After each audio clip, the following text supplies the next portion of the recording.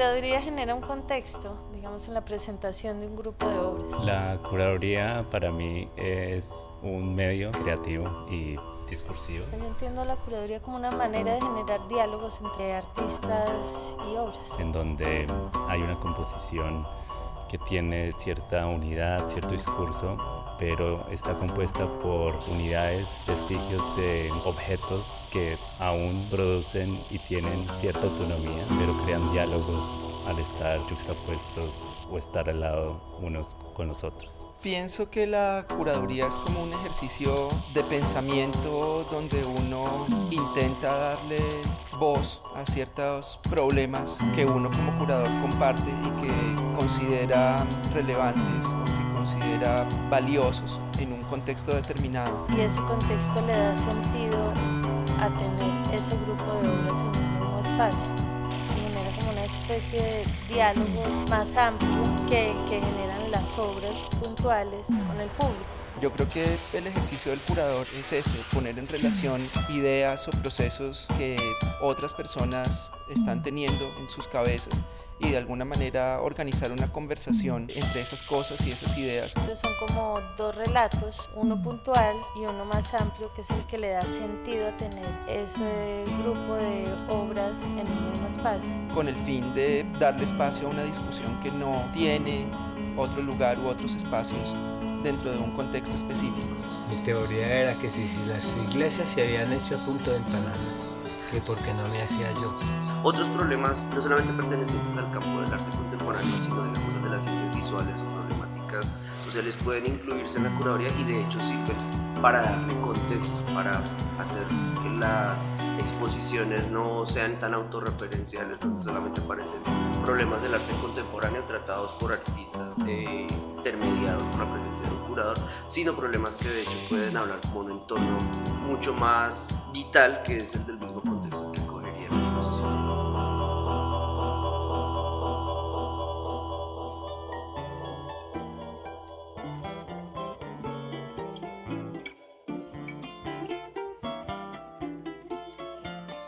Este es mi sitio, aquí me siento yo a contemplar esto y no dejo. Mire qué belleza esa yarumera de allá en el fondo.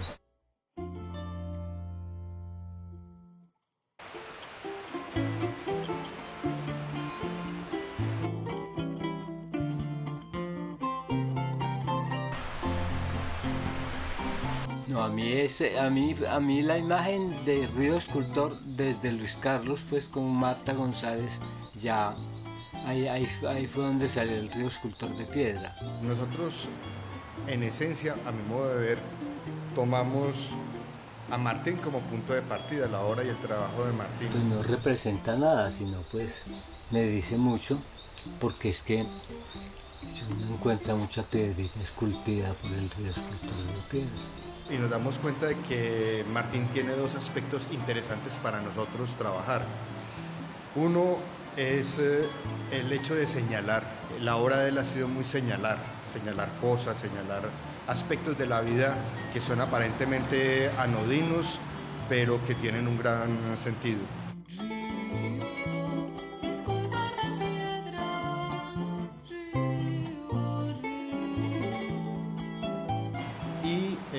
La segunda parte es su relación con el río Tun. Sí, desde niño nosotros, mi papá alquilaba una finca por allá para arriba, la laguna. Entonces estuvimos 2 años en vacaciones en la laguna. Y Luis Carlos era muy chévere. Una persona no sé, como serio, muy chévere, pero muy chévere, pues. Siempre dicen que hay un plagio cuando uno copia la idea de alguien, pero ¿por qué no al revés? Luis Carlos González me copió la idea 50 años antes que yo la tuviera. Sí. Pero él me la copió a mí porque yo me siento tan original con esa frase. Desde que le sacó el verso, es que le debía haber visto las piedras, algunas piedras esculpidas por el río. Siempre que uno habla con Martín Abad y se refiere al río Tun, él siempre cita a Luis Carlos González y el verso del Bambuco Pereira que dice Río Escultor de piedras. Entonces nosotros ya teníamos como esa pregunta hacia él de cómo abordar el río, pero también teníamos ese propósito de que él nos diera esa cita. Entonces, a partir de ese momento, Mauricio y yo entramos a hacer una especie de coproducción de la obra de Martín a partir de esa frase. Que terminan en pi, pi, pa, pim, pam.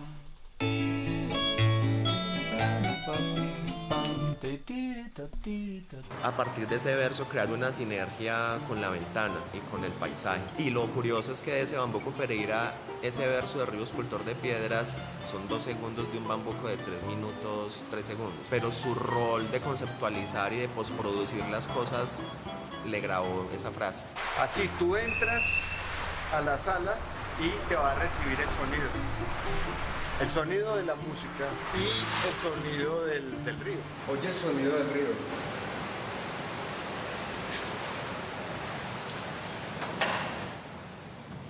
La obra de Martín, recordando como la noción de artista en él siempre ha referido su autoría a otros, cuando trabaja con panaderos, con agricultores, con músicos, con otros artistas, cuando expone arepas, crispetas, velones, plantas.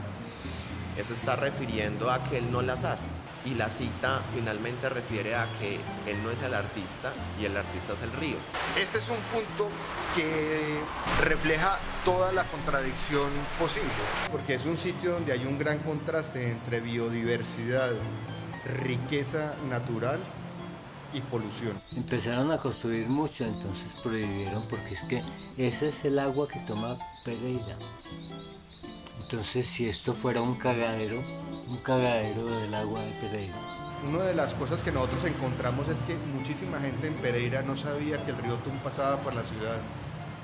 O sea, léase de otra manera, este barrio no está dentro de la ciudad.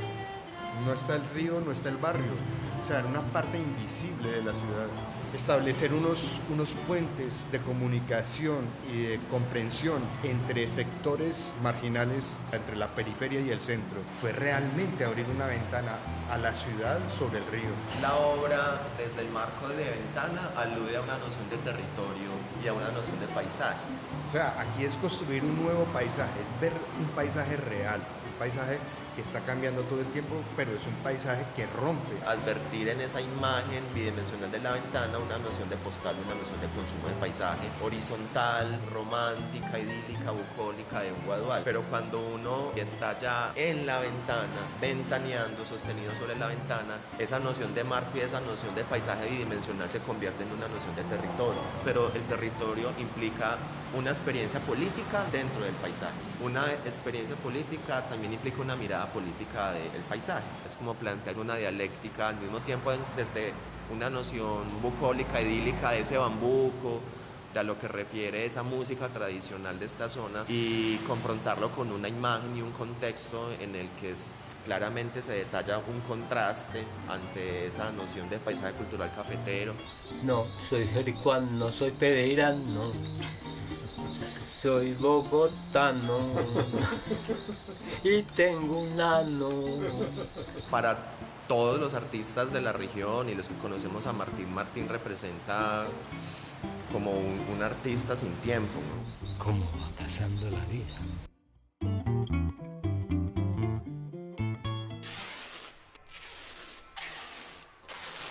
Al Salón Nacional llegamos, que aplicamos a la convocatoria, bajo este modelo de convocatorias que desarrollaron las personas encargadas como la curaduría del salón. Planteamos como 3 visitas o 3 momentos para venir a la ciudad, y ya estando acá en la ciudad pues nos permitió como interactuar con la gente, mirar cuáles son las dinámicas comerciales, cuáles son, digamos, los pretextos arquitectónicos que hay. Entonces probamos con Acronal. Como resultado nos dieron 2 intervenciones. La primera tiene que ver como con unos letreros que van instalados y que están muy en relación con las dinámicas como de comercio informal que hay en el centro de la ciudad, pero también revisando y hablando con los vendedores y con las personas que habitan como estos espacios, nos dimos cuenta de, digamos, una tensión que hay sobre el territorio que ellos ocupan. Lo que estamos haciendo es reproducir unas señales con las que se demarcan los espacios públicos recuperados a partir de una política de la Alcaldía de Pereira, que consiste en reconocerle el tiempo de trabajo a los vendedores estacionarios que están localizados en el sector centro de la ciudad. En el momento en que esos espacios son negociados por la Alcaldía y son devueltos a la ciudad, el piso es pintado con unos cuadrados muy semejantes a estos que señalan que allí no se pueden volver a ser vendedores. Y eso significa, en teoría, que es un espacio recuperado. Y esto va generando una especie de dibujo muy concreto en las calles de la ciudad. Entonces, a partir como de esas dinámicas, pues negociamos con la curaduría e intervenimos algunos espacios, digamos, esos espacios residuales que tiene la sala, y estamos demarcando, como haciendo una analogía de lo que pasa afuera con esta que era la arquitectura de un espacio también recuperado. Y entender o construir una conexión entre algo que sucede en el afuera y en el adentro del centro de Pereira y en el contexto del salón. Inicialmente nosotros empezamos persiguiendo unas fotografías, unas imágenes que, digamos, nos desplegaban un imaginario de lo que era Pereira en los 60s y en los 50s, y que eran una posible representación de esa manera en la que Pereira se define como una ciudad en relación al comercio. Se rompió la pared. Pues lo que veíamos en esas fotos es un paisaje urbano supremamente dinámico, vertiginoso, gracias a esos letreros que abordan el espacio aéreo del peatón, que se descuelgan de las fachadas y que implican una forma de leer la ciudad a partir de lo que los avisos están estimulando y están proponiendo. Ahora, cuando uno se encuentra con una fotografía de hace 40 años, 50 años, donde está toda esta tipografía colgando allí, pues hay una propuesta de paisaje que genera como cierta nostalgia y que tiene cierta riqueza. Yo diría que también es como una cosa que está articulada como por las necesidades de ciertas generaciones y las dinámicas comerciales de ciertas generaciones. No se tolera esta actividad de los letreros que tienen un montón de encanto en torno a la luminosidad del neón en la noche y demás, y cómo con el paso del tiempo esto se convierte en un tipo de objeto que es tildado de contaminante. Y nos dimos cuenta que efectivamente esa visualidad que construían los letreros publicitarios de los almacenes y como ese ámbito visual en la calle, pues ya no existía hoy así, obviamente, pero existía otra cosa. Digamos, este conjunto, esta aglomeración, esta agrupación de matices que son las ventas ambulantes y de voces y de territorialidades. Entonces básicamente era como que el fenómeno se había transformado. Si el comercio estaba definido por los letreros de los almacenes formales en los 60s, hoy estaba definido por la puja entre los formales y los informales y esa lucha en la calle. Hay personas que llevan 20 y 30 años viviendo de sus ventas en el andén, y que de pronto esa representación que nosotros teníamos del comercio pereirano como algo formalizado y estrictamente profesionalizado no era necesariamente cierto, sino que también había y siempre ha habido muy seguramente un espectro menos cohesionado, y tiene mucho más que ver como con el trajín y con el día a día y con una lucha de personas que seguramente encuentran en esta dinámica pues una opción. Uno acá, otro aquí un poco esquinero y otro aquí. Aquí hay un punto intermedio, entonces de pronto los letreros son también un punto intermedio para hacer un comentario, pienso yo, un guiño a esas definiciones que tiene una ciudad de su identidad, cómo las construye visualmente. Entonces esta pieza trata de construir un puente entre ambos lugares. Te digo adiós si acaso te quiera todavía. No sé si he de olvidarte, pero te digo adiós.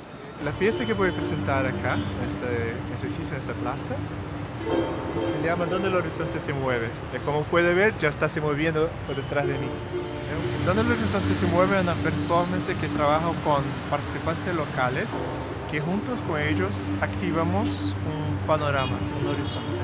Entonces, por este proyecto, lo que hacemos es, yo elijo un punto de vista, o algunos puntos de vista, donde miramos el paisaje. Y acá en Pereira, lo haremos acá entre el Centro Cultural Lucy Tejada y la plaza que tenemos acá, la plaza cívica. Hola amigos, bienvenidos a la hora con más música.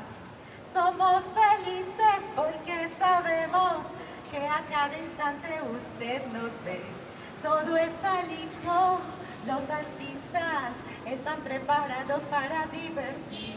Con la imaginación y otras cositas ganaremos su atención. ¡Libertad! ¡Más justicia social! Es lo que queremos. Horizonte. Y la idea de este proyecto es un poco a presentar de nuevo y hacer una transformación gradual de eso que está presente en el horizonte de una ciudad. Para mí el horizonte siempre ha estado esta mezcla de futuro y de pasado.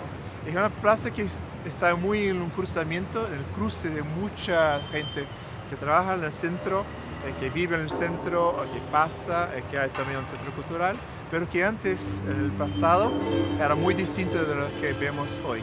En este lugar existió la galería, comúnmente llamada Rancho de Lata.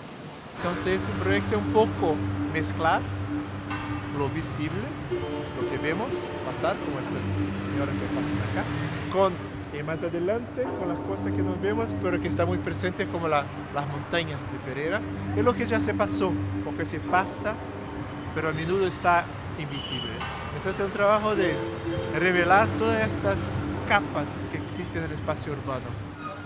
Ese niño que va en ese coche será el presidente de nuestro país. Y cuando esté allá, el señor que va a cruzar la carretera vendrá y nos contará su historia. La arquitectura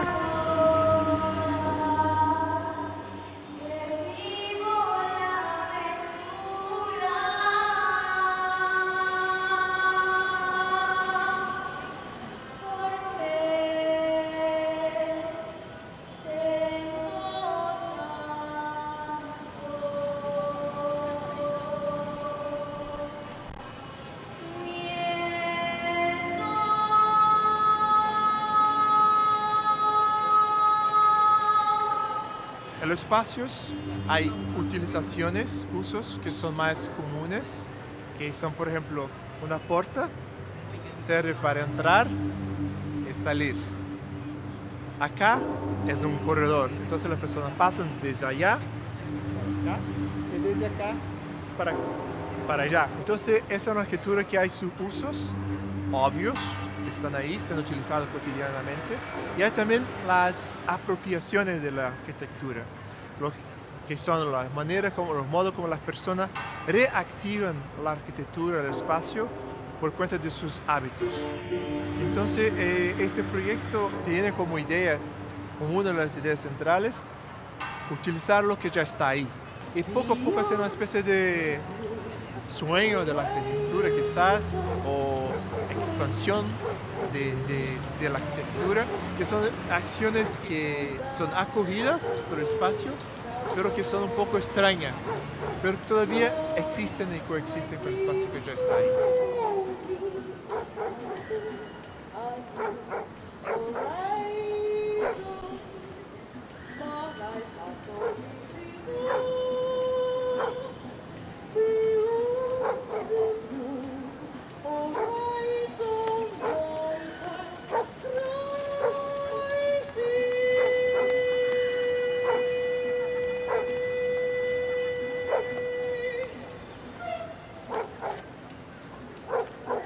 Es compartir el horizonte como un campo de ficción común, conectado a su pasado y a su futuro, a su campo de posibilidades, a partir de lo que se pasa ahora, en el presente, en el punto de la posición que tenemos acá, acá.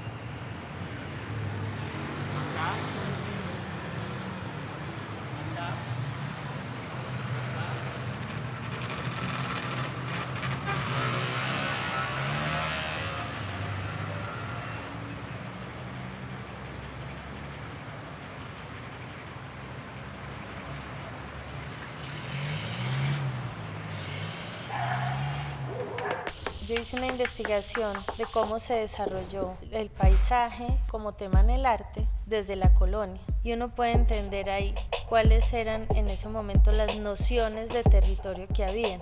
No había una noción de nación. Es que Colombia no es una nación, Colombia es un país de regiones. Gran parte de lo que hago tiene como referencia a mi pueblo, la problemática minera que en mi pueblo se vive muy fuerte. Santa Rosa porque es donde vivo, una mayoría del tiempo la dedico a trabajar en la finca de mi papá. Había una idea previa en relación a indagar sobre las diferentes posibles ramificaciones de lo que se entendería por paisaje, ya sea un paisaje social, un paisaje de una geografía física o un paisaje más psicológico en ese sentido, como entender paisaje en un sentido más introspectivo, corporal y psíquico. Y empieza como ese desplazamiento de una máquina, reemplazar la mano de obra de los campesinos. Si necesitaba 10 trabajadores para mi finca, pues ya solo necesito uno.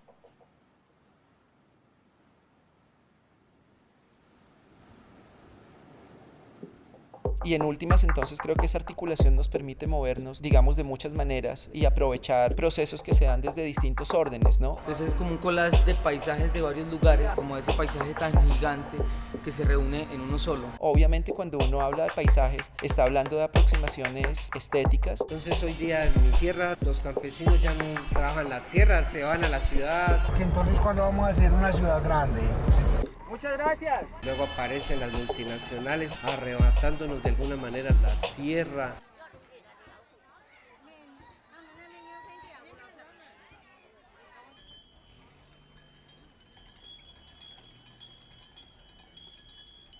Entonces, como se va perdiendo esa herencia, esa tradición de cultivar, de heredar las semillas.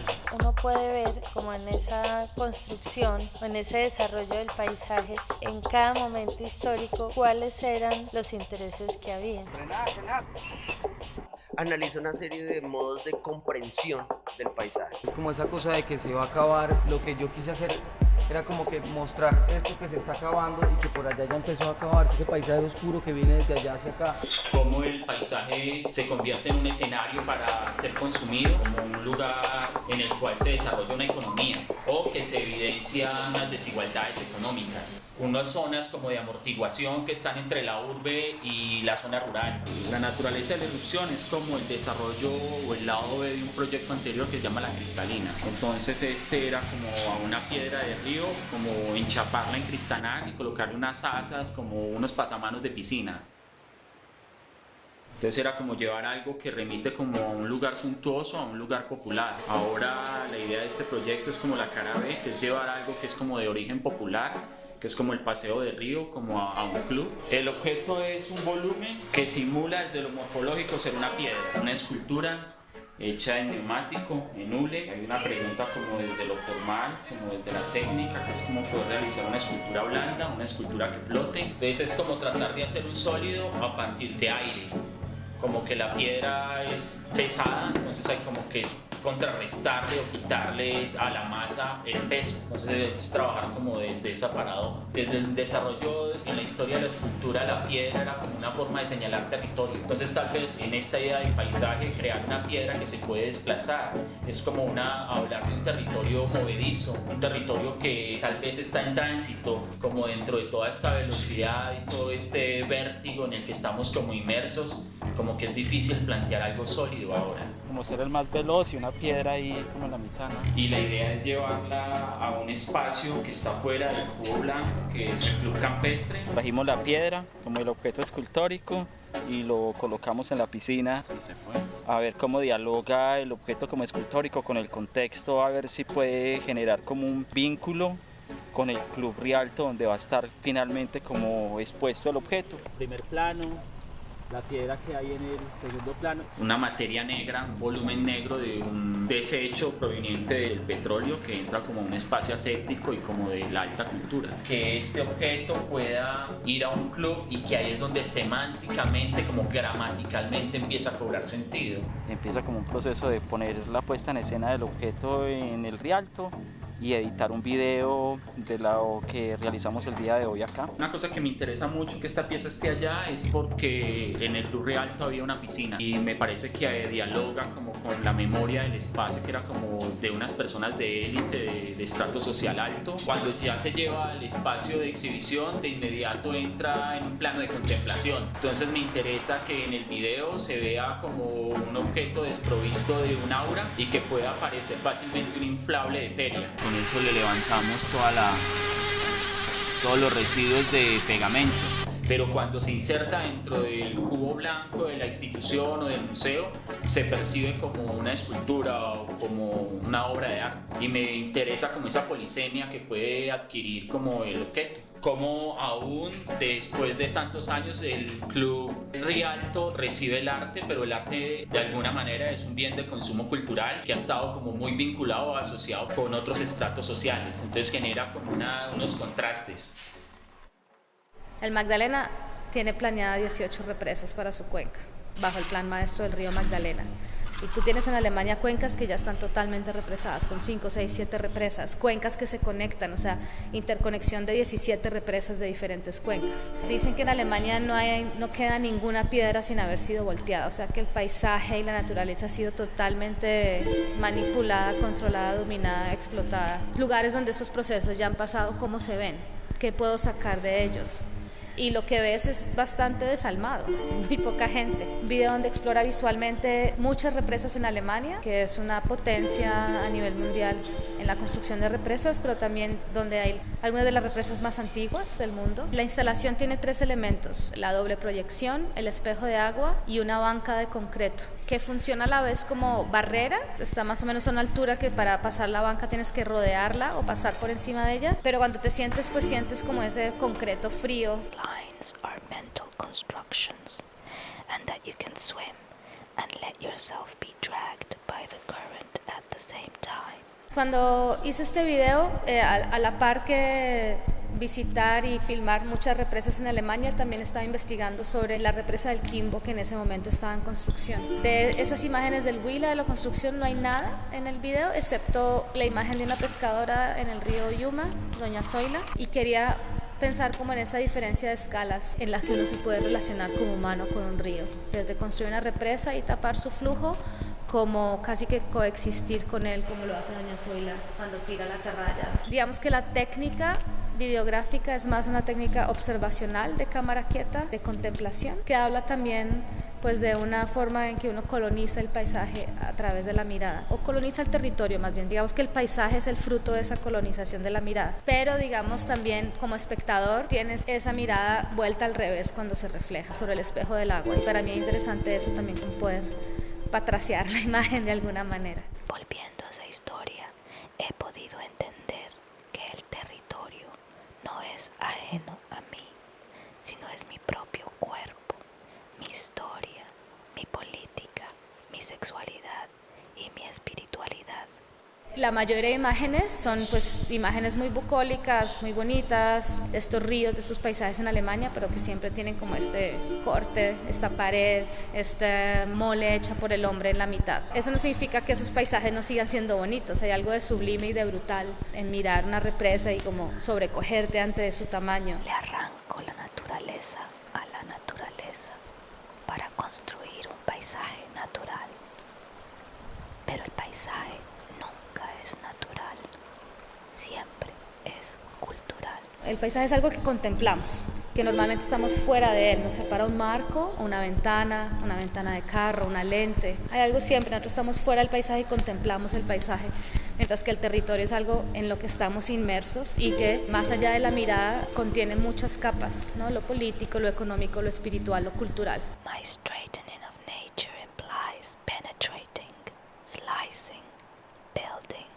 tunneling, extracting, injecting, damming, fracking, polluting, mining, eroding, and modifying.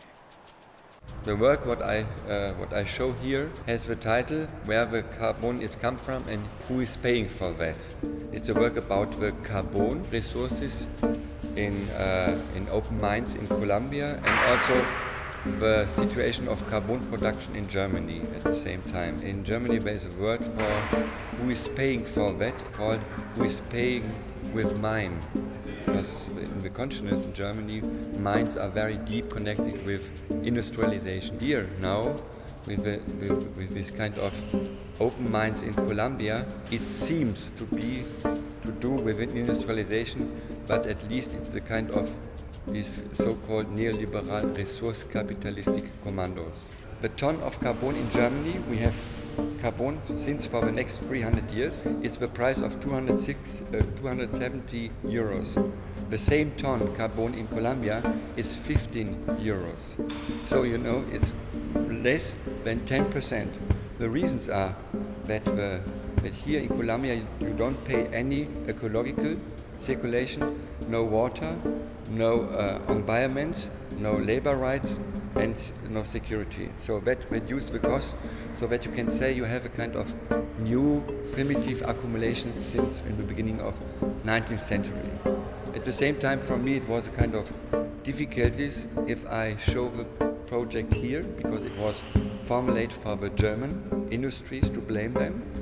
It's still not realized also in Germany, because in my work I tried to address and named the companies and the responsibilities, and so that produced problems. Because I think we have to do, also in Colombia and also in Germany, with a new kind of production of nonsense, or this kind of non-productive production of consciousness by publicity.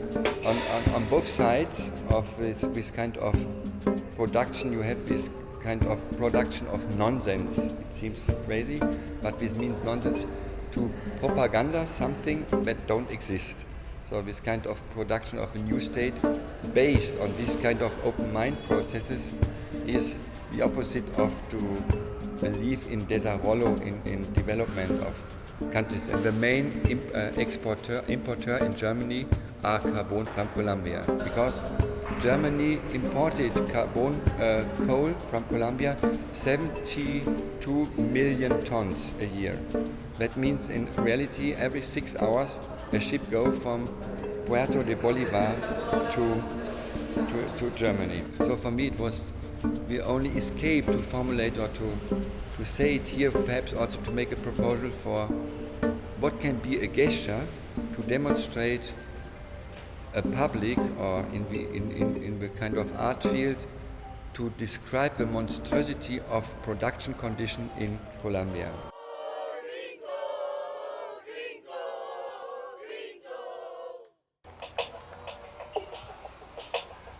En un cierto momento del paisaje, la figura paisaje, el ir a representar el territorio se utilizaba para dar cuenta de aquello que se desconocía, como esas tierras que son inhóspitas. En caso de mareo, con mucho gusto le facilito la bolsa. O que son extrañas. El trabajo trata de la reciente inmigración masiva de turistas de los Estados Unidos, sobre todo a la ciudad de Medellín. Todas estas discusiones empezaron a abrir el campo, a entender que el paisaje no era únicamente una producción representativa de un lugar, sino que también involucraba debates en torno a territorio y nación.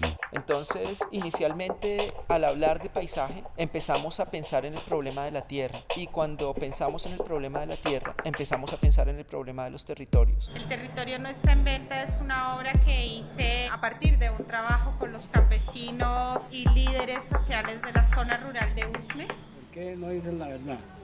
Yo sí digo la verdad. Duela la que le duela o que me duela a mí, digo la verdad. Fue Metro Vivienda que hizo un daño desde un principio a los campesinos, que unos ya hasta se fueron, se asustaron, fueron amenazados. La lucha de los campesinos por mejorar el precio al que el gobierno les quiere comprar su tierra para urbanizarlas, el gobierno distrital de Bogotá. El territorio es un espacio de conflicto, es un espacio de afirmación, es un espacio en pugna, es un espacio donde a veces uno ni siquiera puede localizarse de una manera sólida, sino que está como en un proceso de constante transformación, incluso la ubicación social o comunitaria. Empiezan a entrar muchos más jugadores de un equipo, el equipo de los turistas, y empieza a notarse como una cierta invasión de ese territorio que es la cancha de fútbol. Después viene otro territorio que es el de la república y el inicio de la modernización, y es como la tierra que hay que domesticar, la tierra que hay que hacer propia, la tierra en la que hay que extraerle los recursos y hay que utilizarlos para construir este nuevo proyecto, en el caso de Colombia, de patria, de nación. Una reflexión sobre las luchas entre la norma y la tierra en Colombia, una norma que frecuentemente ha sido hecha para favorecer intereses de empresarios o capitales grandes. Y luego retomamos ideas como la idea de la construcción de nación a partir de una cosa muy física que son ciertos territorios en disputas, pero que están relacionados con una idea abstracta también, que es la idea del paisaje como tal. Entonces ahí nosotros configuramos los territorios y cuando miramos con la producción contemporánea que se hace aquí vemos que esa preocupación aparece de manera constante. Siempre se está pensando en territorio, en términos de identidad nacional o en términos de afirmación del terreno que se ocupa, que empieza a cuestionar todos estos elementos. Digamos que en la lectura contemporánea ya la mirada al territorio no es solamente celebratoria, solamente invocando el extractivismo, no está enfocada solamente a mostrar la belleza de los parajes, no está solamente dedicada a mostrar la violencia que se ejerce en esos parajes, sino que los cruza a todos. ¿Son para dónde? Marmato. Ahí se embarca ya para arriba, pasan chiveros.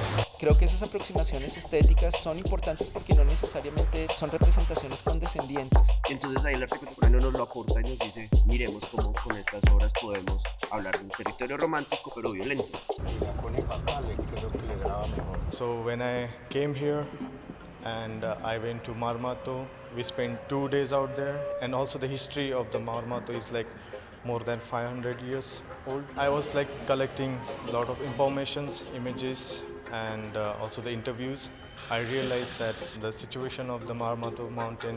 But when they started doing the mining, I mean like many years ago, what they did is they were building houses around the mine.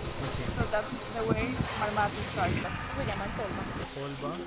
This work is titled as a Mount Dash Escape. I'm questioning two things here, like Mount Escape as an escape of the mount. There's a technique called judo, like when in judo they use to dominate someone, or that's also called Mount Escape. And especially it used in the military or in the combat. And one person sit on other person, and they and this next person has to resist. So I was also thinking about this title related to the resistance of the people who are living around the Marmato. And I had like a lot of questions about the mining, the gold mining.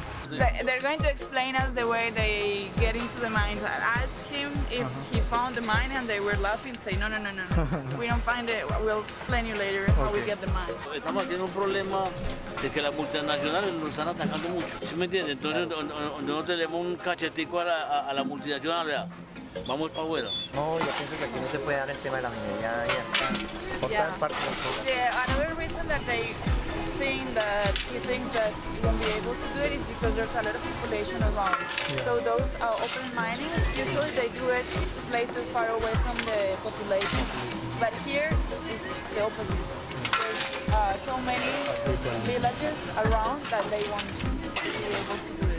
Thinking about the resistance of the Marmato, like the gold miners. No, nosotros tenemos que seguir la veta, pero está muy al fondo. Because half of the mountain is like divided for the local miners. Even in this drawing, like I divided the mountain, like the top of the mountain is for the local miners, and they have been working since long, like ages. And half of the mountain is for the national companies or for the companies from outside. Maybe in my work, I'm going to like focus on these kind of issues about the mining, like mining issues with the underground mining and also the open pit mining. And another mountscape is about the landscape that I see here in Colombia. But as I see the landscape here, it's the most beautiful landscape I see. So I was looking at the mountain of the Marmato, where I heard about this mining where it is going to be the open cast mining. So I was here to investigate whether it is going to be open pit mining or it is going to be like the underground mining, and how does it works here. This work is more like I focused mostly on the resistance of the miners, like against the companies from outside or national government companies. So I'm preparing some sketches for this wall drawing. Like I'm trying to create some characters, also trying to think of visually how I can relate all the story. I'm trying to link everything with architecture here. I give a different identity to them. Like I have a specific sometimes like characters, and also I given like this kind of form that is also a tolba, like where you see in the gold mining, where they store all the resources. And down there's another person, like he's like miners. They are resisting against the companies from outside. That's what they follow. This is the beta. This is what they follow to get La hora en Radio Cordón de La Habana, 2:45 minutos. Mire, compañera, me hace el favor, nosotros estamos haciendo una serie de entrevistas, recogiendo opiniones acerca del Cordón de La Habana, específicamente en este caso sobre el café. ¿Usted nos podría decir algo? Verso Cordón de La Habana, hasta много да кажа върху Умбраково. Умбраково това са покривки, които се употребяват за запазване на растенията.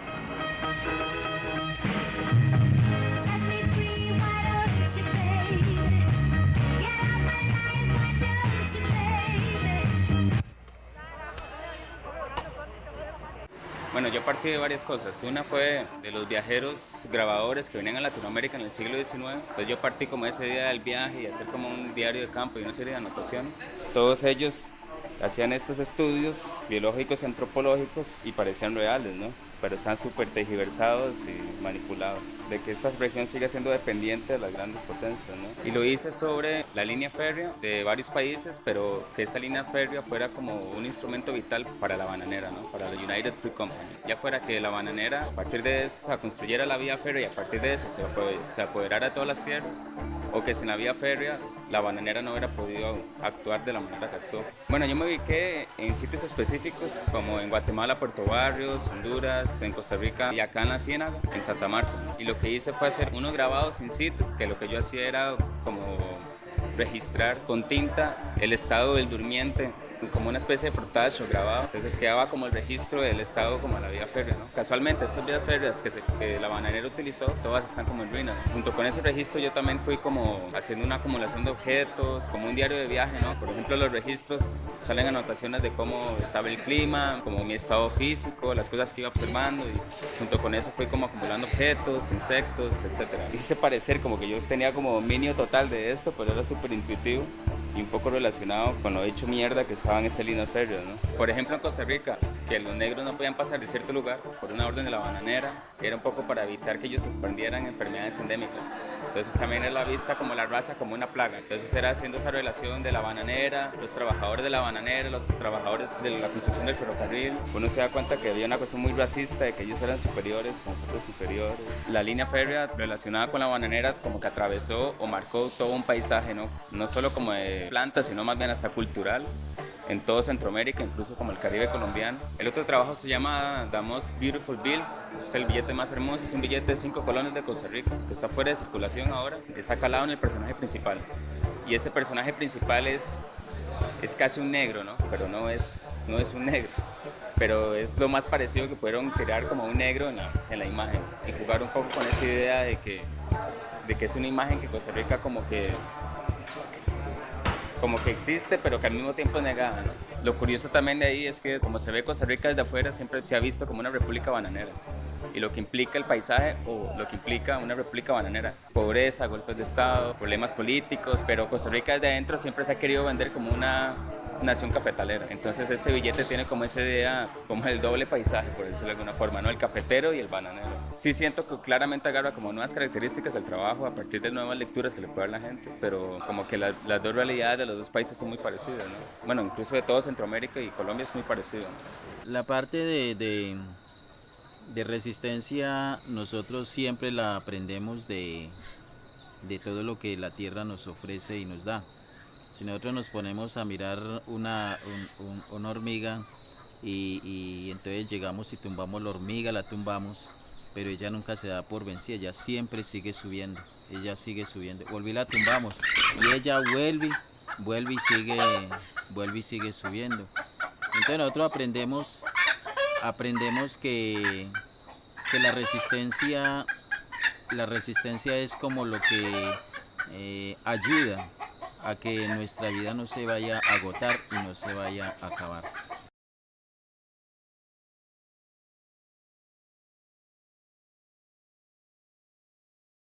Esta obra pues es una reflexión sobre el territorio. Es un trabajo que se deriva de un viaje que realicé a mediados del 2014 a Ecuador, donde fui a observar como una ciudad que se encuentra ubicada en una gran planicie inundable, que está pues rodeada por unos cuerpos de agua bien importantes. Son 3 ríos Entonces lo que yo hice fue irme a recorrer como los bordes de los ríos, de estos 3 ríos, más que todo como a observar la forma en cómo habita la gente en este borde, cómo se insertan ellos como en este paisaje a través de la arquitectura, de lo constructivo. Se generó como una pregunta en la que seguí pues como trabajando y era como, bueno, ¿qué hacía, qué hace que esa gente se vaya a vivir como a estos lugares que son complejos de habitar? La respuesta a esa pregunta pues es muy obvia, históricamente ha sido conocido y es que simplemente el agua es una fuente de vida, de nutrientes, más allí pues que es una zona de inundaciones, entonces la tierra es súper fértil. Entonces esto ha traído gente pues que vive allí porque cultivan. Lindo ese color.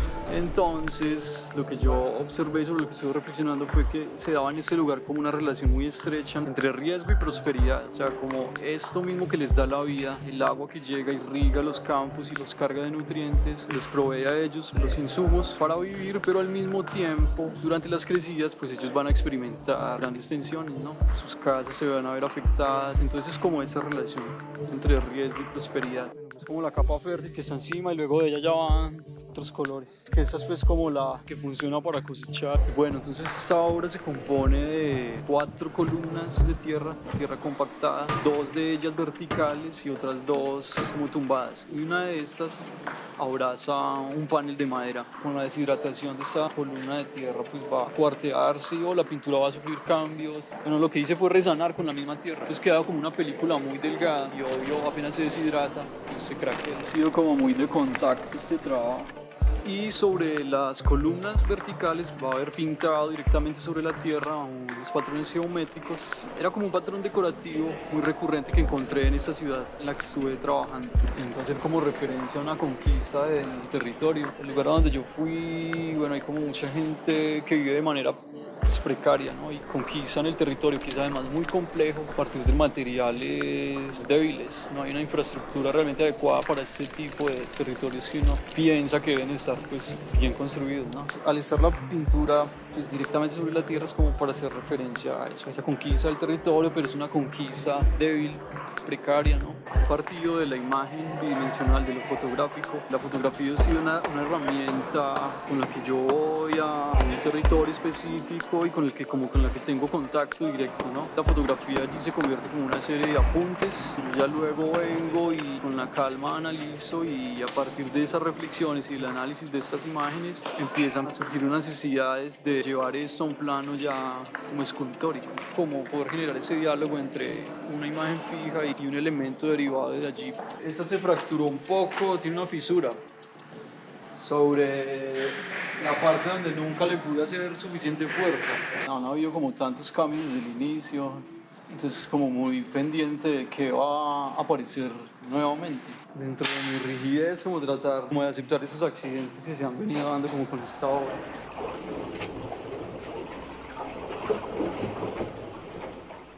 Estamos a merced de las olas y el viento.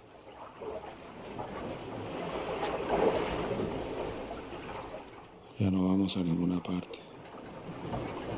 Entonces creo que ha sido algo interesante partir de una abstracción como la idea de paisaje para ir a una cosa mucho más específica, puntual, tangible como es el territorio, para regresar a otra abstracción que es la idea de nación. El barrio Santa Fe en Bogotá es como una zona de tolerancia donde radica un poco el aspecto de la prostitución, las drogas. Entonces digamos que ahí lo que nosotros venimos viendo es como un país convulso que trata de resolverse cada cierto tiempo, casi que en la marcha. Aparece una crisis, se resuelve, siguiente crisis, se resuelve. Una de las dos guaduas puede estar más fina que la otra más débil, él se la deja y se va para un lado. Territorio en construcción es lo que siempre está pasando. Siempre hay una construcción. Una zona de tolerancia, digamos que es aquel espacio donde se condensa lo incómodo, tanto la prostitución como el cuerpo desnudo, como aquel aspecto que la sociedad no quiere ver, entonces se esconde o se tapa dentro de la zona de tolerancia. Hay una construcción de realidad a partir de cómo nos relacionamos con ese territorio, hay una construcción de nación, hay una construcción de identidad todo el tiempo hay una construcción. Flujos es una instalación en donde se hacen entrevistas a prostitutas muy jóvenes, un poco identificando que en ellas el cuerpo tiene un aspecto diferente al de una menor. Digamos que el cuerpo de ellas está atravesado un poco por las circunstancias del contexto. Ese es un puntazo.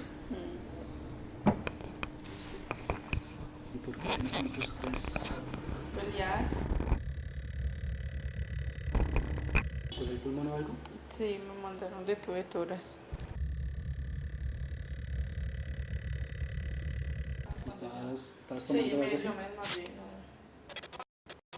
Entonces, cuando uno habla de cierta construcción de nación y de la manera en la que esa construcción de nación es abordada, hay un intento fallido desde distintas instancias de poder de pensar el territorio como algo claro, como algo cristalino, como algo transparente. Todo lo que se presenta es un poco la imagen del cuerpo fragmentado y del cuerpo en detalle, o sea, un cuerpo que de alguna manera no se logra distinguir. El fragmento es el que nos permite como de alguna manera evidenciar ciertas características de cuerpos que a simple vista no podemos denotar. Y este lugar en particular es un territorio en construcción bastante nuevo, entonces se siente aún más. Y cuando en realidad uno empieza a pensar en la nación real y en el territorio real, uno se empieza a dar cuenta de toda una serie de opacidades, de zonas grises, de turbulencias, de fallas geológicas, de cosas que están colapsando unas contra otras, de tierras que están siendo usurpadas, de comunidades que se están resistiendo a esa usurpación, de gente que está decidida a abordar procesos históricos de recuperación de esas tierras. Lo que pasa en Santa Fe es una especie como de causa de todo lo que está pasando como a nivel un poco nacional y un poco en cuestión del territorio colombiano. O sea, yo veo a Santa Fe como una especie como de síntoma de una complejidad. Es como tener una información no mediática. L'actualité donc tout de suite avec ce qui s'est passé cette nuit en Turquie.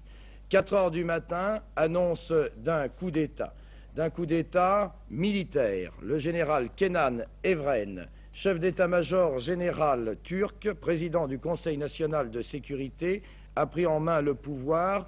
Il est âgé, je vous l'ai dit, de 62 ans. El trabajo se llama Zulia, Zulia, Zulia y tiene que ver con el paisaje actual colombiano, porque no nos digamos mentiras, todavía formamos una unión con los estados de Venezuela que quedan cerca a los departamentos de Santander. La Comisión de Límites que se estableció en 1900 entre Colombia y Venezuela, lo que comprobó es que los problemas eran los mismos y los ríos estaban compartidos. Yo lo que hice con esto fue tomar un paisaje que a mí me parecía muy colombiano y mostrar cómo estos migrantes eran completamente diferentes de los migrantes europeos. Los migrantes europeos cuando más llevan una bolsita, en ella echan unos euros y las joyitas. En cambio aquí, no sé, por alguna cosa de conservación natural, ellos se llevan toda la casa, pero la casa en sus muebles, o sea, los bienes muebles, la cama, el tanque del agua, la cocina,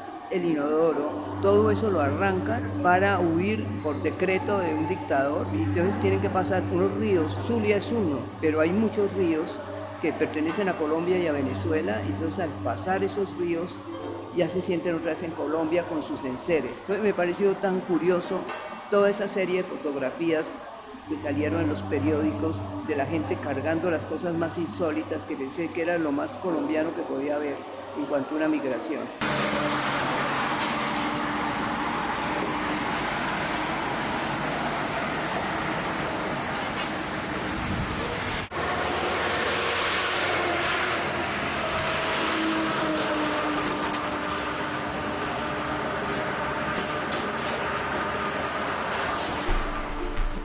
En este momento están haciendo el proceso de la construcción de una estructura, como hacer que la estructura funcione, que no se vaya a colapsar. Después ya pasamos a soldar como unos círculos que van ascendiendo, que sostienen de forma horizontal la estructura. Las ladrilleras están en lugares, en territorios, partes del país en donde la tierra se presta para producir arcillo. Es una industria que se desarrolla en unos territorios específicos.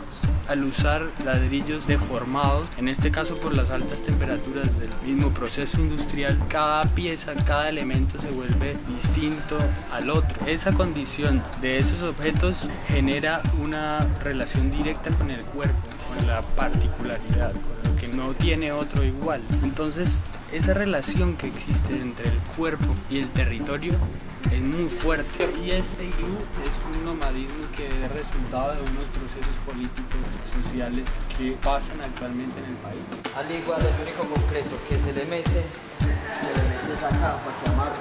que es importante en términos de discusión, y como contingencia me parece maravilloso que las obras que estén aquí en esta exposición estén dialogando sobre esa situación del territorio en Colombia. Y allí solo es poner un punto eléctrico porque lleva una lámpara en el centro, en la parte de adentro.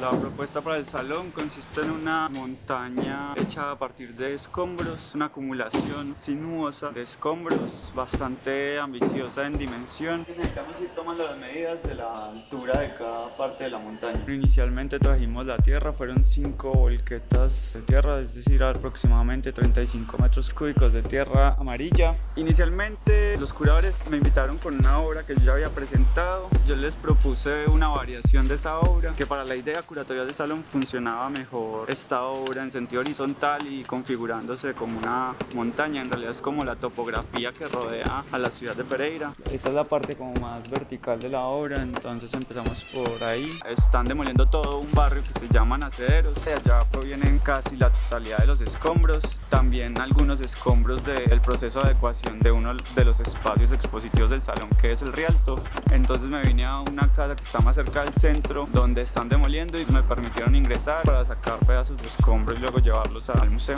Posteriormente descendiendo con los escombros, cubriendo a partir de esa esquina del fondo. Es un proceso muy rápido de transformación de la ciudad, y es una transformación un poco agresiva. Por ejemplo, en el caso del barrio Nacederos, compran su casa, les dan solo la mitad del dinero, muchos ingenuamente entregan las casas. Acá en Pereira particularmente estamos rodeados como de un paisaje, es muy cercano, entonces ese proceso de crecimiento urbano también es un crecimiento sobre la parte rural y sobre la parte que no está propuesta para construcción. Entonces como que una amenaza constante sobre el entorno natural. Nación y territorio en este salón son importantes porque son conceptos que de alguna manera son necesarios de descomponer en sus partes, de encontrar raíces, de encontrar significados, de encontrar puntos de inflexión donde la historia se ha torcido en uno u otro momento para llevar a unas ciertas consecuencias. Digamos, las cosas que por exceso se vuelven monstruosas. Y creo que esa descomposición de todos esos procesos desde lo subjetivo, no necesariamente desde algo puramente científico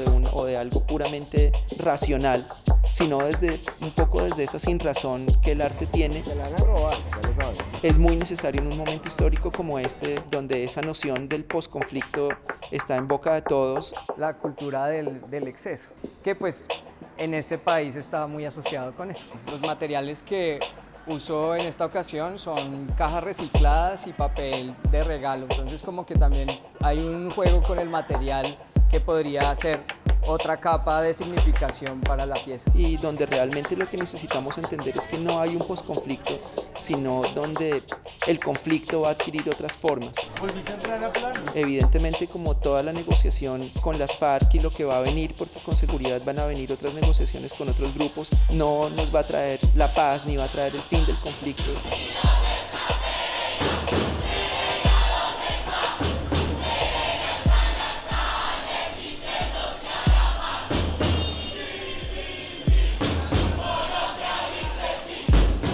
Deberíamos estar esperando es buscar otras maneras para gestionar ese conflicto, encontrar otras estrategias para que ese conflicto salga a luz, se ponga en evidencia y genere como unas posiciones donde el conjunto de la sociedad pueda involucrarse y pueda entender el lugar del otro y pueda a su vez defender su propio lugar de una manera más articulada y digamos ligada a una violencia mucho menos brutal. Siempre sale mal esta marica. Y este salón busca alejarse, desmarcarse de eso. Nosotros prevemos que de aquí en adelante la retórica va a estar muy marcada por el final de la guerra civil. Nadie se pone bravo por eso. como la materialización de negociaciones, quizá otro auge de la violencia de ultraderecha exterminando guerrilleros por todo el país. Nosotros ante eso tratamos de desmarcarnos y no buscamos que nuestro salón tuviera presencia de víctimas, presencia de procesos de reconciliación, etc. Oiga, ¿usted qué está haciendo? ¿Por qué está con una roca? La roca es peligrosa, usted no puede hacer eso, ¿usted de dónde viene? ¿Usted por qué? ¿Usted dónde vive? Este trabajo se llama La Piedra Rodante, o sea, la Rolling Stone. Desde luego apunta a analizar un poco como el discurso del rock and roll, pero en términos de mapear un tipo de relaciones de poder. Yo tomo un canto rodado encontrado en las calles de Bogotá, lo acompaño con otro canto rodado que encuentro dentro de una colección de rocas, cruzo frontera, llego a Los Ángeles, California, y me hago como esa extracción mineral de estos dos objetos y empiezo un tránsito de acción pateando la roca como un poco en ese momento como existencial, como de un tipo que no tiene nada que hacer sino patear rocas. Pero yo sí me propuse un mapa, cruzo digamos calles icónicas de Los Ángeles, cruzo bulevares, cruzo el Paseo de la Fama, que son esos lugares cargados de esos contenidos súper espectaculares de la cultura y de la industria del entretenimiento. Y entonces yo voy grabando mi propia acción. Es una pieza de video performance que va atravesando distintas capas de territorio, de poder finalmente.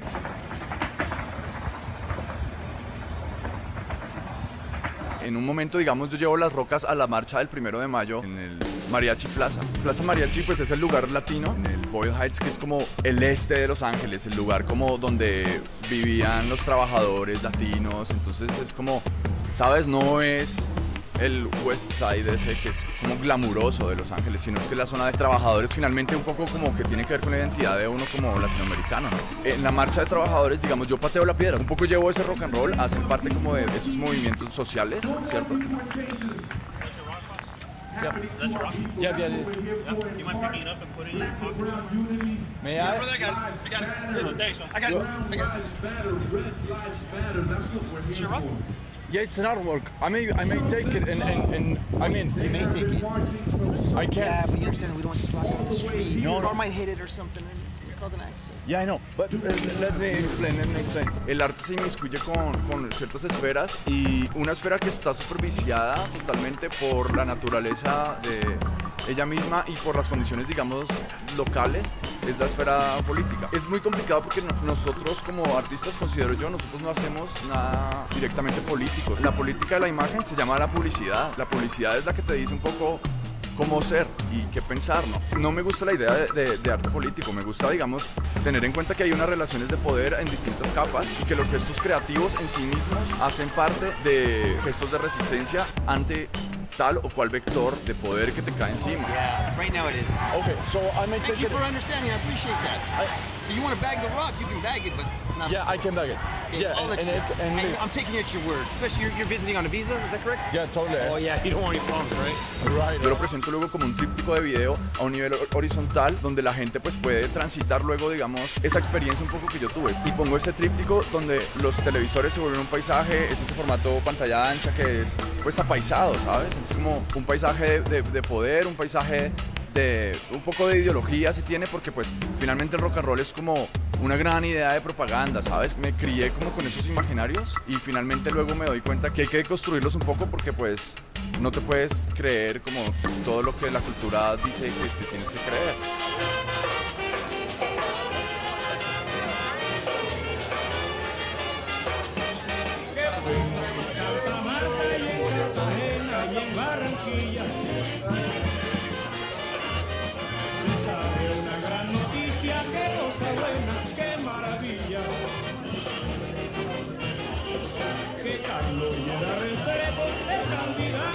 Presidente. Por eso es que aquí en la costa baila.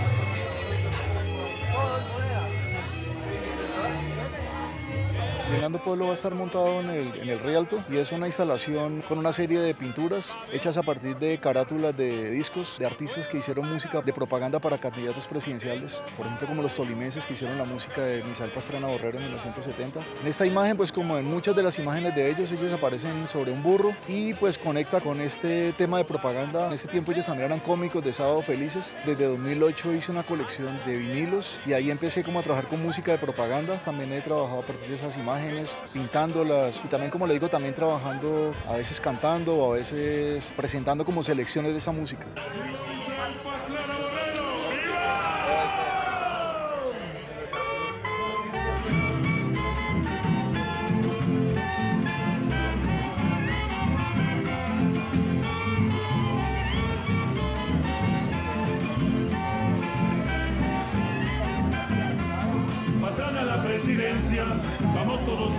como que el folclore es como un vehículo como perfecto para la ideología. Esa selección que además la han hecho realmente los políticos, ¿no? Entonces de pronto veo que Barco tiene música del Pacífico, que Misael Pastrana Borrero entonces tiene más que ver como con la música colombiana, con lo que conocemos como música colombiana, con los tolimenses. Luego que López le interesa el vallenato, que a Belisario Betancur más como las marchas como un poco militares, que también estarían más como en relación a lo que le interesa también al Partido Conservador o históricamente lo que le ha interesado. Juan Manuel Santos también tiene música y que todos los políticos han estado muy cercanos a la música y al folclore. Tiene que ver como, es una especie de observación de eso que ha sucedido, pero que ha sido un género así que continúa a través del tiempo.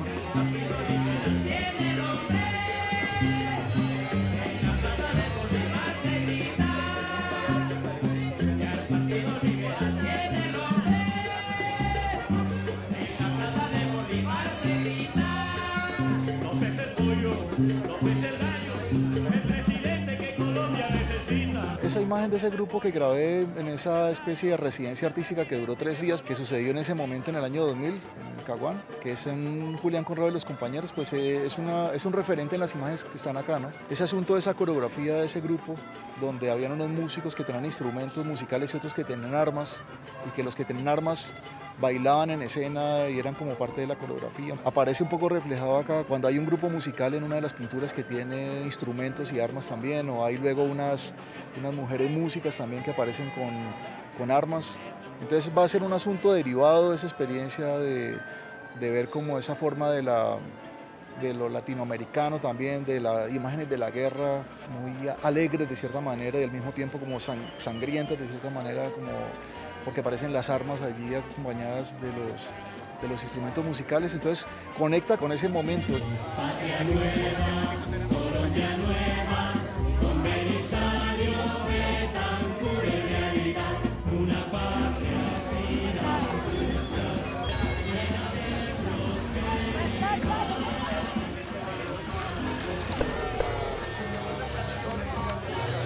La obra se llama Compañeros, yo me encargo, ¿cierto? Y es sobre hacerle la nueva imagen institucional como partido político a las FARC a partir de 2016. Es el escenario de donde se le explica, se le da el pitch como a Timochenko de la nueva imagen. La oficina de Timochenko. Y bueno, se le va a presentar como un montón de merchandising, de piezas. Y en este como escenario dar como una línea de lo que podría ser el futuro y confrontar a un movimiento que es de tendencias de izquierda, marxista, leninista, toda esta cosa, con la publicidad contemporánea. O sea, ¿qué pasa cuando un movimiento de izquierda va a ser partido político y tiene que enfrentarse a lo que es la publicidad de hoy en día?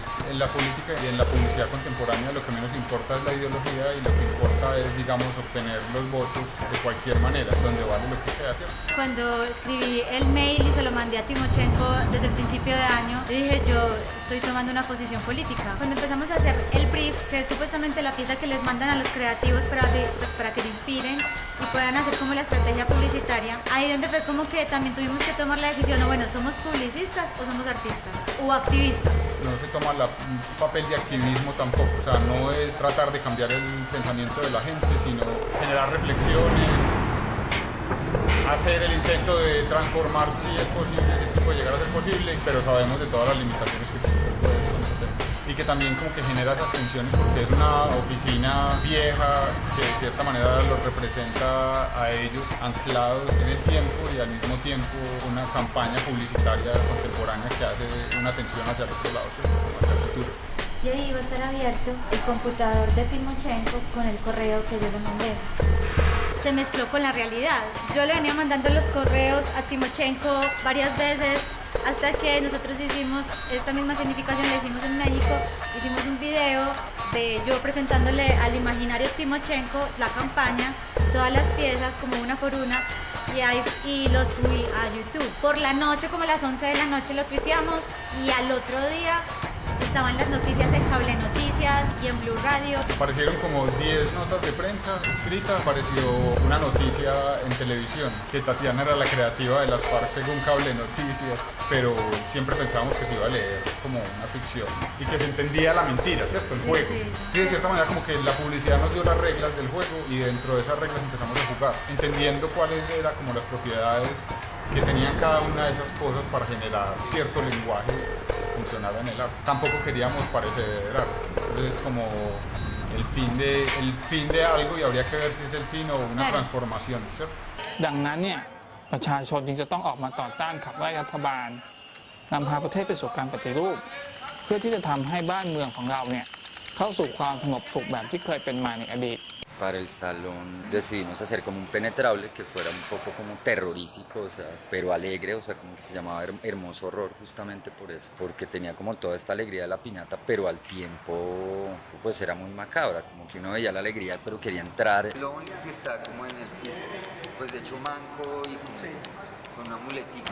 Y en ese penetrable lo que hay son colgadas una cantidad como de piñatas que son una especie de representaciones o alegorías o apologías a diferentes como personajes que podrían parecerse o no, algunos o políticos o disidentes o guerrilleros o personajes de la historia un poco como actual de Colombia. La reja puede tener 9 puntos, no sé si siquiera 6. Es que no pesa entonces que cargar a piedad con lo de Yo creo que justamente la piñata tiene como ese poder y es que la piñata por su carácter como popular y por esa, digamos, como cercanía pues a cualquier persona obliga a que la gente pues tenga una relación supremamente libre y tranquila, pero cuando llega y se encuentra no a Barney o Hello Kitty o Mickey Mouse sino a Piedad Córdoba, a Timochenko, o a Uribe o a Donald Trump o a Raúl Reyes, no sé. O sea, ¿cuáles vamos a poner negras? ¿Todas? No, 2, 4... Pero la idea es que la gente justamente puede entrar como en el penetrable y se va encontrando la cabeza de uno y de otro personaje y como que aparentemente produce horror, pero también tiene como una belleza y un nivel de artesanía y como de trabajo que vuelve muy ambigua como la situación. O sea, como que sí es muy bonito, pero eso bonito como que realmente esconde algo que es, pues es como lo real. Ah, la línea central, no más. Lo demás se apaga. ¿Por qué romper a los que rompen o a los que están rotos o a los que han roto? ¿O de qué manera uno usa la palabra muñeco tanto para un humano como para un objeto?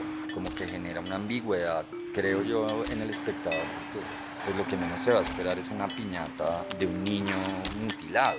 Y hay un pequeño personaje que es como un Uribe chiquito, no sé si hubiera reducido y mutilado en una de sus piernitas por una mina. Y lo que me interesa es como esa fragilidad que hay como en la misma piñata y en el papel y en el mundo, por decirlo así. Pero lo otro es justamente la potencia que tiene la piñata como en la destrucción. Entonces, no sé, a mí sí me interesa mucho como ese poco fenómeno como tautológico de qué es lo que destruye la propia destrucción, o sea, o hasta qué punto yo podría coger a palo la cabeza de una persona que sufrió, pero en su representación. Entonces, o sea, sí tiene una cosa bastante pues macabra, pero al tiempo como que pareciese que se suavizara, pero no. Pues hay de todo. Lo que me gusta es que a veces es como ambiguo porque muchos personajes, como en la misma calidad de la piñata, parecen otras personas. O sea, está Ingrid Betancourt, Piedad Córdoba, Pablo Escobar. Pues creo que igual la idea es como venir y verlas porque pues uno mismo puede establecer como relaciones hasta con su papá. No sé si, como que esa cosa también de que haya algo que es parecido a... Eso me parece que de hecho justamente es buenísimo con los personajes.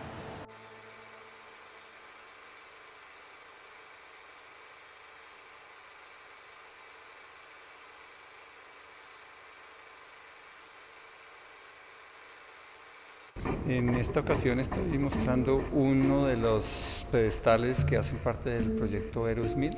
Lo que vemos acá es una imagen que se refiere a un monumento, pero que tiene en sus materiales un objetivo que es de construir un poco la imagen del monumento. Entonces es un encofrado, es como un molde para un posible monumento, pero que queda en un estado de transición. Los pedestales normalmente son como el basamento donde se ubica un héroe. Y todas esas esculturas de los héroes fueron hechas en Europa, traídas a Colombia, y en el fondo lo que se hizo en Colombia fueron las bases. En 1910 se hizo un esfuerzo enorme por parte del Estado por fijar en el imaginario colectivo al héroe como pilar de la identidad.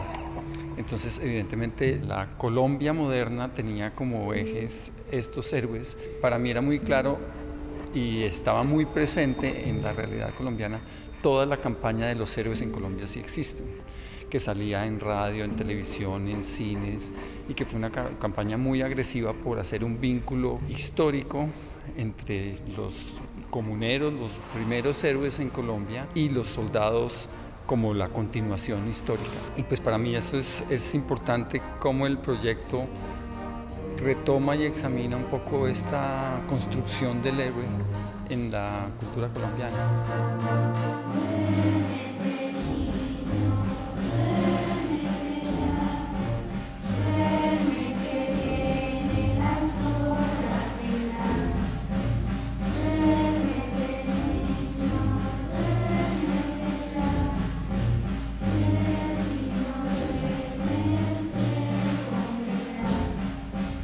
En Chocontá es donde están ubicadas estas antenas, que fueron las antenas repetidoras, las antenas satelitales repetidoras más importantes de Colombia en los 70s y 80s. Y las antenas empiezan a perder pues vigencia, llega otra tecnología, llega el cable, y estas antenas empiezan a quedarse como unos monumentos, unas esculturas en medio del espacio rural, que empiezan a ser olvidadas un poco, las antenas siguen funcionando muy poquito. Y por otro lado, la población de Chocontá pues está enfrente, el pueblito queda enfrente de estas antenas, y es como si uno estuviera todo el tiempo viendo o teniendo presente casi que para mí unas esculturas gigantes a las que no tiene acceso.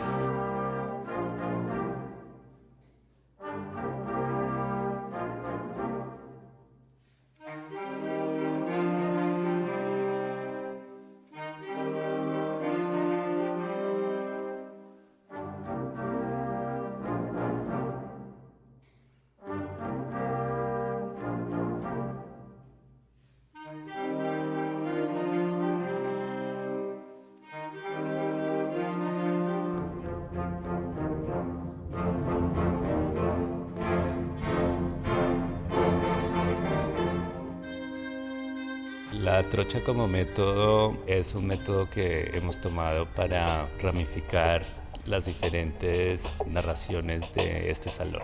El hombre no es el personaje que va activando cada dimensión. La idea de una trocha es que es un atajo, ¿sí? Un camino fuera de un mainstream o un camino oficial, pero también las trochas ocurren en nuestro contexto nacional porque hay ausencia del Estado o básicamente porque no hay las necesidades que produce ideas progresistas de desarrollo, entonces se crean trochas como formas de sobrevivir, como formas de buscar otros lugares. Y el sistema está colapsando. Y uno de los factores por el cual está colapsando es que los sistemas de votación son obsoletos y se prestan para manipulaciones. Es una investigación sobre la identidad de nosotros como americanos en el mundo y de la imagen del otro. Cuando uno mira la construcción institucional del país y se da cuenta de que muchas veces la nación o el país y el territorio existen a pesar de sus instituciones y no gracias a ellas, cuando uno se da cuenta de que las voluntades políticas y el ejercicio mismo de la cultura en el país está subyugado por unas ciertas ansias de posicionamiento y por unas ciertas prácticas que son puramente estratégicas, entonces solo queda generar espacios donde esas visiones puedan empezar a ser contrastadas y puedan empezar a ser puestas entre comillas y puedan ser diseccionadas de alguna manera para intentar entender lo que está debajo. Entonces el gobierno se dedica mucho a mostrar una imagen de lo que es, a vender una imagen, pero internamente la burocracia no permite que ese sistema funcione. Digamos, un interés constante en mi trabajo es la relación entre la propaganda y la publicidad y cómo esos dos términos o ideas se funden cada vez más. Como que la publicidad contribuyó de alguna manera a enfocarse más en la imagen que proyectaba el gobierno que a que el gobierno operara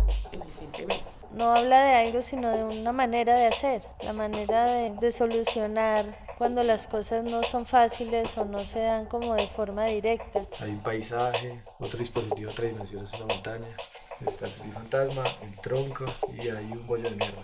Entonces ahí lo que vinimos a encontrar fue modos de hacer como modalidades de abrir trocha. Entre el uso de una imagen para un fin comercial y el uso de la imagen con un fin meramente ideológico, propagandista. Mi obra plantea crear una aplicación que se llama Universal Voting App, separar esas piezas e intentar armar el rompecabezas de otra manera, o incluso renunciar a esas ideas donde el poder de lo nacional frente a otras fuerzas como la de lo internacional o la de lo corporativo o la de lo regional empiezan a adquirir otros valores y empiezan a, digamos, de alguna manera son indicios de otras maneras de entender el mundo y de entender la realidad. Como 3 dimensiones.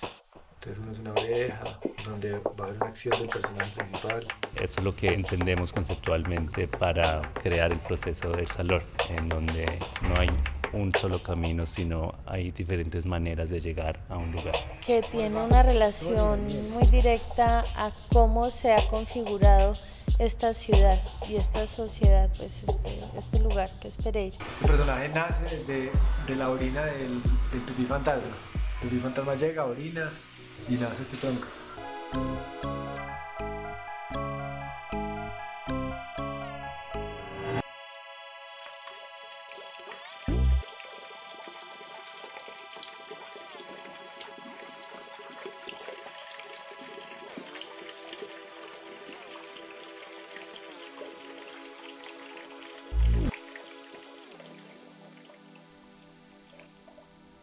Todavía no somos lo suficientemente contemporáneos para responder de manera eficaz a la edad de nuestra civilización. Creo que hay unas condiciones que pueden definir lo contemporáneo que todavía no asumimos con plenitud.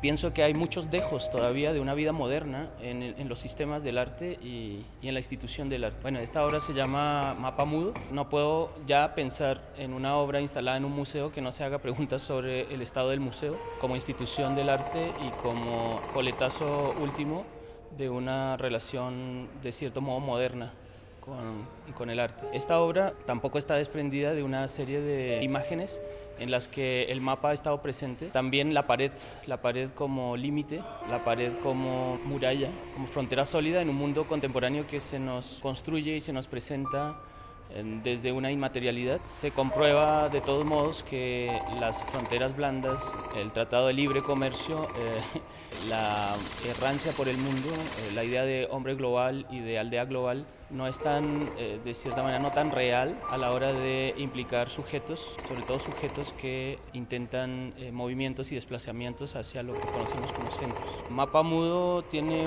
una cierta intención de aludir a una suerte de fracaso, un cierto fracaso institucional, un cierto fracaso de las ciencias sociales, un cierto fracaso del modo como se nos dijo tenemos que organizarnos, tenemos que agruparnos, un cierto fracaso de la noción de nación, incluso de las relaciones internacionales como se planteaban desde el siglo XVII hasta mediados del siglo XX. El mapa es como la figura de aquella representación de mundo en la que creímos mucho tiempo, pero que en definitiva hoy en día se enfrenta y se corroe a una noción de mundo íntima, singular. Es un gesto primitivo, arcaico por la subsistencia, enfrentado a una figura titánica, aunque sea abstracta, que es la de una geografía inventada, la de una geografía propuesta siempre, de cierto modo, por unas estructuras de poder.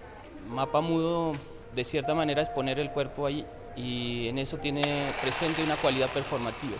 Hay una noción de desgaste que no es tanto en la pared o en la roca, sino una noción de desgaste entendida como la labor humana, la inversión de energía, de fuerza, para aspirar a una imagen. Así como hay una suerte de capitalización, de excedente y de resultado, me interesa que la obra, los procesos de creación también consideren el desecho, consideren el desgaste y la pérdida. Yo le apuesto a la evolución, al cambio. Le apuesto a una noción de obra que nace, vive y muere, que hoy está y mañana no está, como la vida, que se reproduce de manera anónima, como los hombres, que crece, que se desarrolla en el tiempo. Le apuesto a ciertas gramáticas que entienden su cuerpo en la duración, como la posibilidad de pensar en un buen tiempo, en un tiempo justo para la aparición de la imagen. Pero la duración implica una muerte, implica un cambio. Esa secesión cultural, eso de largarnos no del país, sino de la cultura, es asumir la invención, el acto creativo de resistirnos. Es un acto de resistencia y el arte yo lo entiendo como un acto de resistencia. Yo estaba mal y me perdí.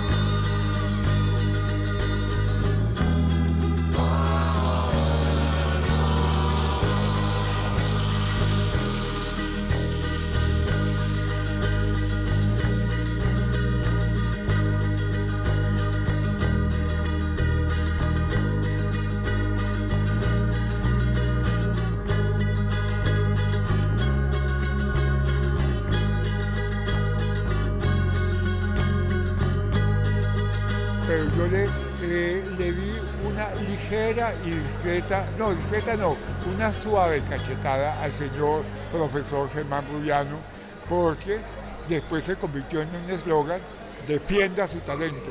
Yo era joven, ¿no?